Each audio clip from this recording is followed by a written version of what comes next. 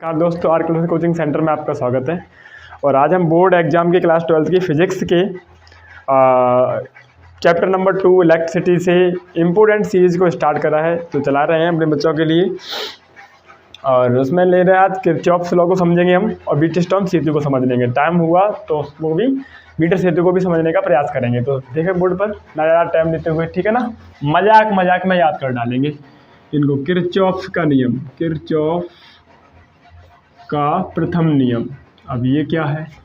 तो किरचॉफ बोलते हैं इलेक्ट्रिसिटी के बारे में कि किसी संधि से, अगर किसी संधि पर बाइंडिंग हो रही है, मान लो एक बाइंडिंग, जैसे एक ओर से ये यहाँ पर धारा आ रही है, एक इधर से आ रही है, एक इधर से आ रही है ना, एक इधर से आ रही है, ऐसे कितनी भी ले सकते हो आप, 5, 6, 7, 8 जो भी लेना है आपको, ठीक है। उन्होंने बोला कि किसी संधि पर मिलने वाली समस्त धाराओं का बीजगणितीय योग शून्य होता है। यानी किरचॉफ के प्रथम नियम में बोला गया कि किसी संधि पर मिलने वाली समस्त धाराओं का बीजगणितीय योग कितना होता है? शून्य होता है, यानी टोटल उनका जगह रह जाए। और दूसरा फिर उन्होंने बोला कि कैसे? तो उन्होंने बोला कि अगर संधि की ओर आने वाली धनात्मक धारा होंगी, यानी I1 अगर मैंने माना ये संधि की ओर आ रही है, I2 ये संधि की ओर आ रही है, I3 संधि से बाहर जा रही है, और I4 संधि से बाहर जा रही है, तो बोला गया कि जो संधि की ओर धारा आएगी उसे धनात्मक लेंगे, और संधि से बाहर जाने वाली धारा होगी उसे ऋणात्मक लेंगे। यानी संधि की ओर आने वाली धारा कौन कौन सी हो गई? तो I1 प्लस I2, और संधि से बाहर जाने वाली कौन सी हो गई? I3 minus I4, right. तो इन दोनों का योग क्या होगा? बराबर होगा, यानी I1 plus I2 equal to I3 plus I4। तो यहाँ से कह सकते हैं, इन्होंने कहा कि संधि की ओर आने वाली धनात्मक, कौन सी? संधि की ओर आने वाली धनात्मक विद्युत धारा तथा संधि से बाहर जाने वाली ऋणात्मक विद्युत धारा का बीजगणितीय योग, यानी इनका बीजगणितीय योग और इनका दोनों बराबर होता है। यह किरचॉफ के प्रथम नियम में बताया गया। अब संधि किसे कहते हैं? जहाँ पर कई सारे तारों की बाइंडिंग हो रही हो या जॉइंट हो, उसे संधि कहते हैं, राइट। इसी किरचॉफ के दूसरे नियम में क्या बताया उन्होंने? तो आप समझते हैं किसको? दूसरे नियम को, यानी किरचॉफ का द्वितीय नियम,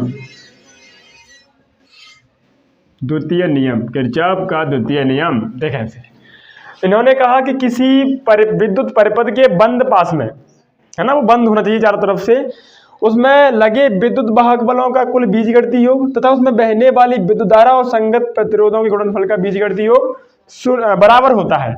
उन्होंने कहा कि देखना, अगर किसी विद्युत परिपथ के बंद पास में IR equal to sigma IR बहने वाली विद्युत धारा तथा संगत प्रतिरोधों का बीजगणितीय योग टोटल सिग्मा किसके बराबर होगा? कुल विद्युत वाहक बलों के बीजगणितीय योग के बराबर होगा। इसे समझते हैं कैसे? चित्र के द्वारा। तो एक प्रतिरोध लिया, टिंग डिंग डिंग डिंग डिंग डिंग डिंग डिंग, इस तरह से, राइट, और ये प्लस और ये माइनस। दूसरा वाला E1 सेल मान लिया, इसमें दूसरा वाला सेल लगा देते हैं, टिंग प्लस माइनस, ठीक है ना। तीसरा वाला प्रतिरोध लगा देते हैं समझने के लिए, जिंग जिंग जिंग जिंग जिंग जिंग जिंग। अब यहाँ से इनको बंद कर लेते हैं, ठीक है ना। क्या कर देते हैं? बंद कर देते हैं। नाम दे दो इन बिंदुओं को A, V, C, D, E और F। क्लियर? नाम दे दिया सर जी। अब क्या करेंगे? इसके बाद क्या होगा इसमें? यानी सेल E1 से I1 धारा बह रही है, माना सेल इसको E2 मान लो, तो सेल E2 से I2 धारा बह रही है तीर की दिशा में। तो ये धारा इधर आकर के कहाँ से जाएगी? इस डायरेक्शन से निकलेगी। यहाँ पर कितना हो जाएगा? I1 plus I2, right, I1 plus I2, और ये धारा इस तरह से इधर बैक चली जाएगी। इस प्रतिरोध को मान लिया R1 है, ये वाला मान लिया R2 है, ये वाला मान लिया R3 है, और इस तरह से परिपथ पूरा होता है।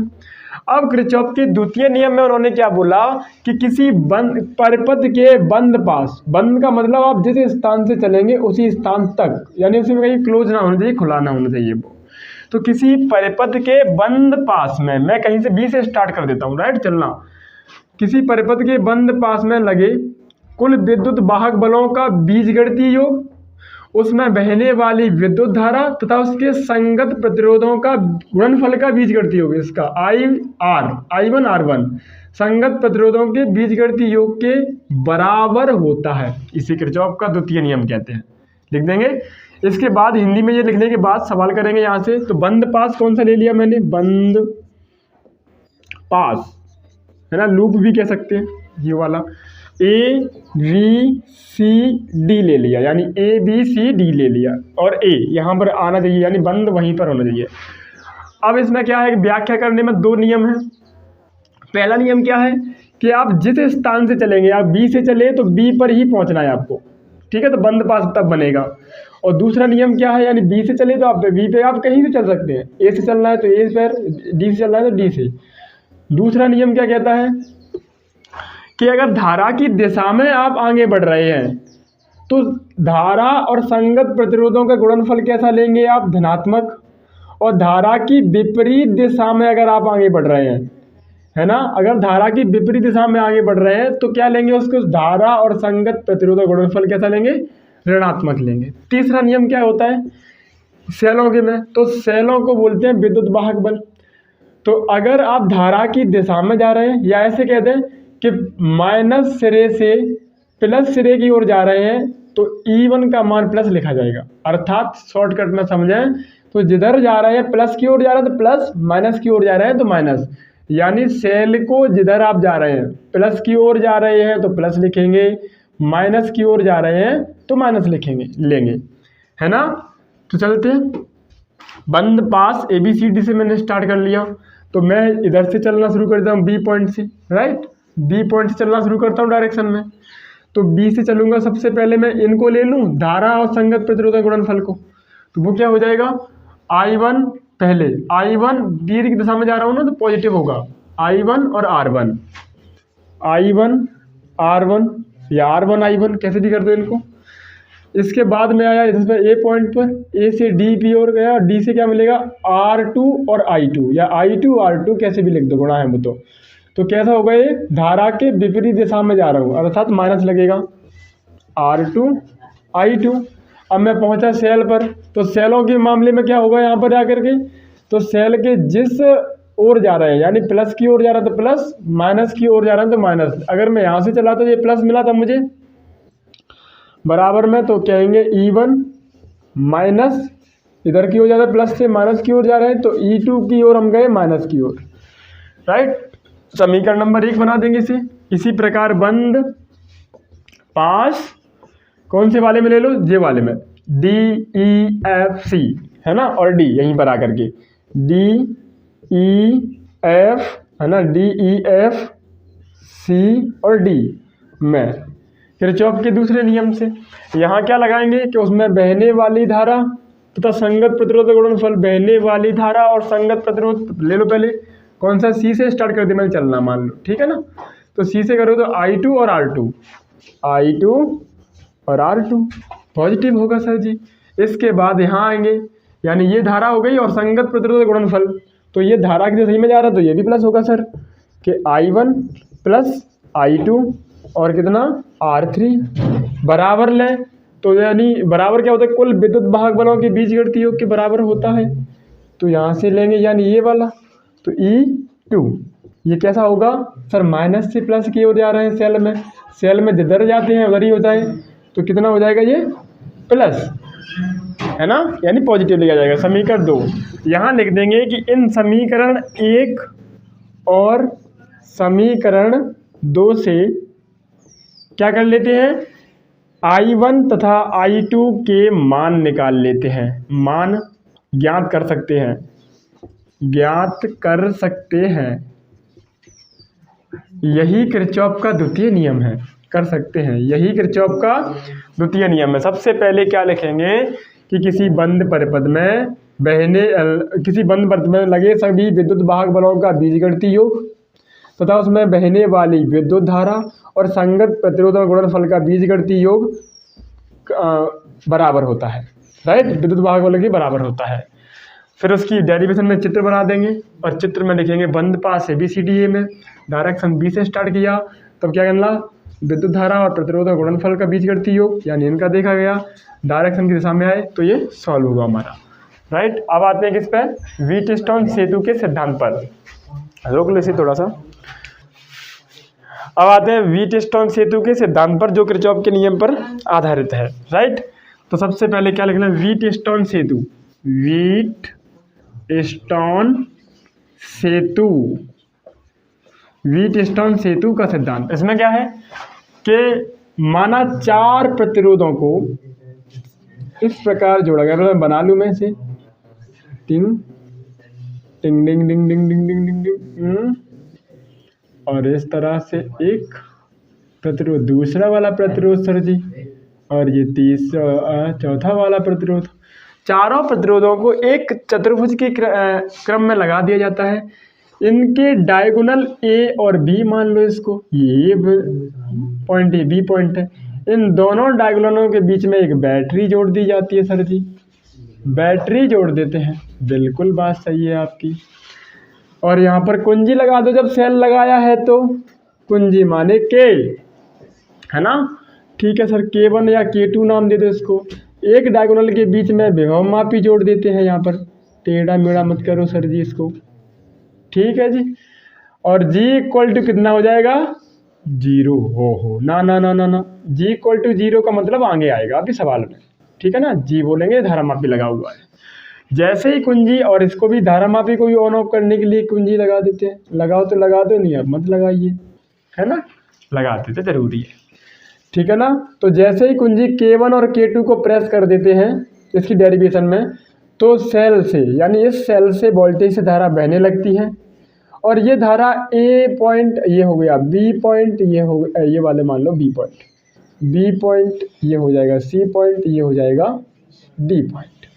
तो जैसे ये धारा A पॉइंट पर पहुंचती है, बिंदु A पर, 2 भागों में बढ़ जाती है, I1 इधर जाकर के ये I2, इधर जाकर के ये I3, है ना, नहीं सॉरी एक मिनट, इधर जाकर के ये I3, इधर जाकर के ये I4, और कुछ धारा शेष भाग धारा मापी से बहता है, उसका नाम कर दिया मैंने IG। इन प्रतिरोधों के नाम दे दो, इसे मान लिया मैंने P प्रतिरोध है, ये वाला Q प्रतिरोध है, ये वाला R है, ये वाला S है। क्या लिखेंगे, व्हीटस्टोन सेतु के सिद्धांत लिखेंगे सबसे पहले। तो सिद्धांत में हेडिंग क्या बनाएंगे, व्हीटस्टोन सेतु का सिद्धांत, प्रिंसिपल ऑफ व्हीटस्टोन सेतु। सिद्धांत में क्या लिखेंगे कि इसमें 4 प्रतिरोधों को इस प्रकार जोड़ा जाता है कि उनके 2 संगत प्रतिरोधों का अनुपात शेष 2 संगत प्रतिरोधों के अनुपात के बराबर होता है ना। यानी इसमें इस प्रकार चतुर्भुज के क्रम में प्रतिरोधों को जोड़ा जाता है कि शेष 2 संलग्न प्रतिरोधों का अनुपात से बचे हुए शेष अन्य संलग्न प्रतिरोधों का अनुपात बराबर होता है, यानी P में Q बराबर R में S। यह क्या है, व्हीटस्टोन सेतु का सिद्धांत। इसे सिद्ध करना है, प्रूफ यही आना चाहिए। तो इसमें क्या करना है, सबसे पहले किरचॉफ का प्रथम नियम लगा देते हैं। दोनों तरह से मेरे पास है, डेरिवेशन लंबा भी हो सकता है, छोटा भी हो सकता है। पहले बड़े वाले से देख दो, है ना। किरचॉफ के प्रथम नियम पर बिंदु B पर किरचॉफ का प्रथम नियम से, बिंदु B पर किरचॉफ के प्रथम नियम से, किरचॉफ के प्रथम नियम से बिंदु B पर। अब किरचॉफ का प्रथम नियम क्या कहता है कि संधि की ओर आने वाली धनात्मक विद्युत धारा तथा संधि की ओर बाहर जाने वाली ऋणात्मक विद्युत धारा का बीजगणितीय योग बराबर होता है। यानी धनात्मक धारा ऋणात्मक धारा क्या होती है, बराबर होती है। तो हम कहेंगे यहाँ पर I1 प्लस का होगा, माइनस IG बाहर जा रही है धारा तो ये माइनस की होगी, और ये I2 अंदर की ओर जा रही है तो I2 माइनस की होगी, बराबर 0। तो IG का मान सेतु संतुलन की स्थिति में होता है तो IG का मान 0 होता है। अब ये नई बात आ गई, सेतु संतुलन क्या होता है, यानी इसका मान 0 होता है, इसमें से कोई धारा नहीं बहती है, तब कहते हैं सेतु संतुलन की स्थिति में है, राइट। तो IG का मान 0 भर देंगे तो क्या हो जाएगा, यहाँ से I1 इक्वल टू I2, समीकरण नंबर 1 बना दो इसको। इसी प्रकार डी बिंदु पर किरचॉफ के प्रथम नियम से, तो डी बिंदु पर बिंदु डी पर किरचॉफ के प्रथम नियम से, अब ये क्या कहता है भैया, ये कहता है प्रथम नियम कहता है कि संधि की ओर आने वाली विद्युत धारा धनात्मक, संधि से बाहर जाने वाली विद्युत धारा ऋणात्मक होती है। तो ये वाली आई जी अंदर की ओर आ रही है, I4 बाहर की ओर जा रही है, यानी I3 प्लस और माइनस कौन, माइनस का IG और माइनस का I4 इक्वल टू 0। तो I3 इक्वल टू I4, समीकरण नंबर 2 बना दिया। ये हो गया समीकरण नंबर 1 और 2 से I1 इक्वल टू किसके बराबर है, I2 के, और I3 किसके बराबर है, I4 से। दिख भी रही है कि I3 के लिए रास्ता एक ही है, I4 निकलने का। ठीक है, अब समीकरण किससे लेते हैं हम लोग, समीकरण लेते हैं, यानी इसको सिद्ध करने के लिए किरचॉफ का दूसरा नियम लगाते हैं यहाँ से। तो अब बंद पास ए बी डी ए में द्वितीय नियम से, किरचॉफ के द्वितीय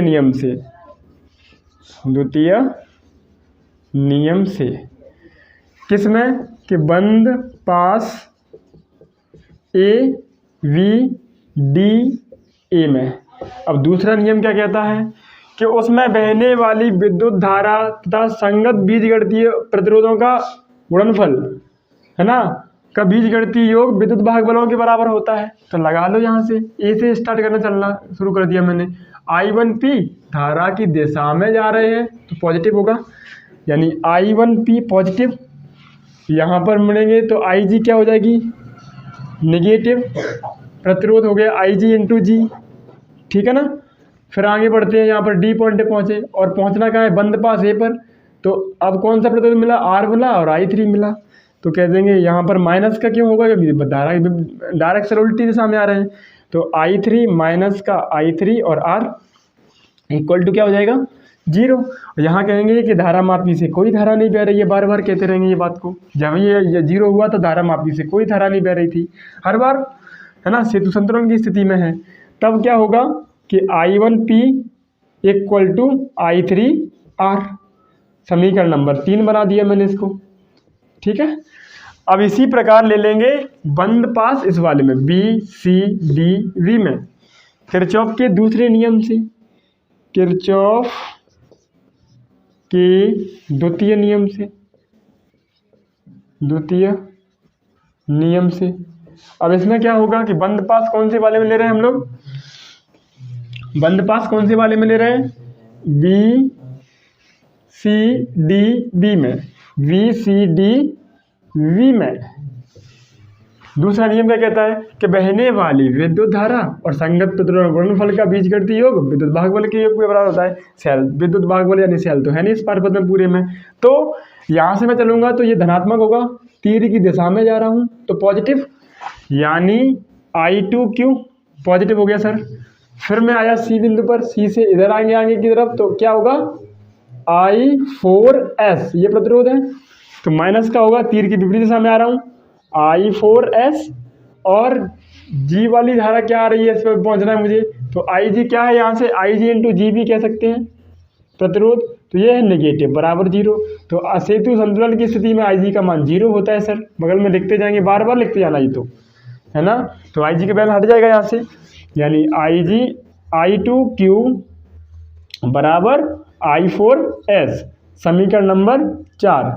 अब कहो यहाँ से समीकरण 3 में समीकरण 4 का भाग देने पर, समीकरण 3 में समीकरण 4 का भाग देने पर, जब भाग देंगे तो क्या हो जाएगा, I1P इक्वल टू I3R, है ना। I1Q समीकरण 3, ये कौन सा हो गया समीकरण 3, भाग देंगे समीकरण 4 से, I2Q बटे में I4S। और यहाँ से दिख रहा है कि I1 किसके बराबर है, समीकरण 1 और 2 से, समीकरण 1 और 2 से कि I1 किसके बराबर है, I2 के, और I3 किसके बराबर है, I4 के, राइट।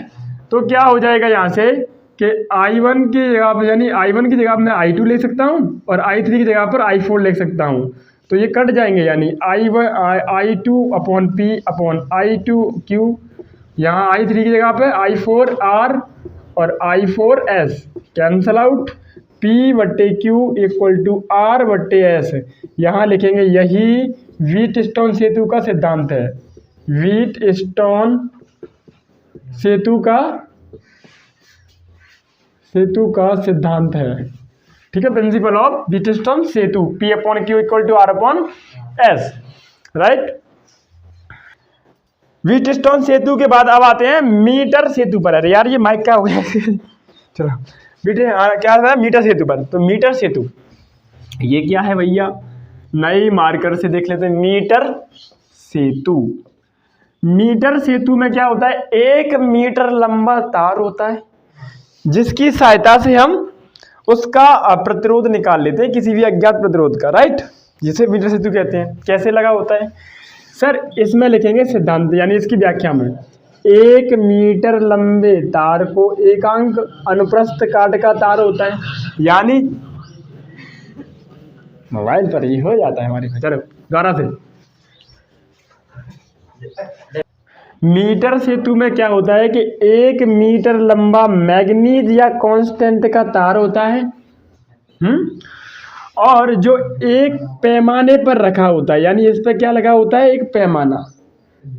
क्लियर, पैमाना मतलब नापने का कोई यंत्र, और इस पर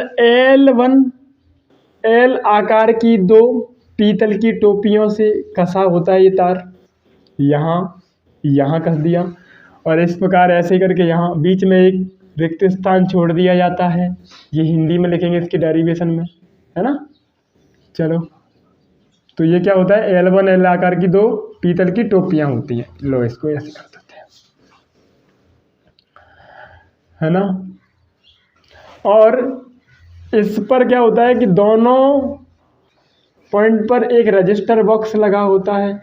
यहाँ नाम दे दिया मैंने C और D, इसको नाम दे दो D और B नाम दे दो कोई भी, ठीक है ना।